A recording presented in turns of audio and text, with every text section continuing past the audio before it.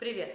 В этом видео я расскажу о замечательном упражнении на импровизацию, которое я сама делаю, даю все время своим ученикам. Оно мне очень нравится, оно меня вдохновляет, развивает не только мое тело, но и мою фантазию тоже.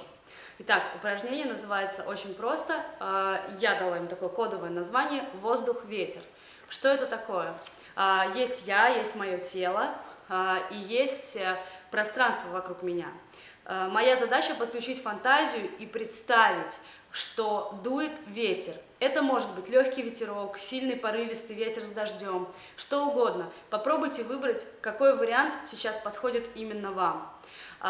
И этот ветер обдувает мое тело всячески с разных сторон. И я стараюсь с ним взаимодействовать, играть с этим воздухом и ветром. Моя задача не просто стоять на месте и чувствовать, как ветер меня обдувает и как он со мной играет, но и играть с ним тоже, пробовать менять уровни, поднимать и опускать руки и так далее.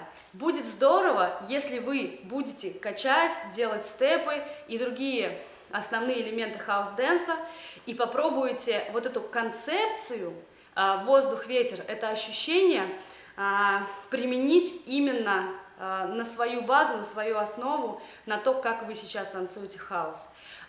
Сейчас мы попробуем немножко вместе, и потом вы сами. Обратите внимание, что то, как я чувствую, вижу это упражнение через свое тело, это не значит, что вы должны делать так же. Это просто пример.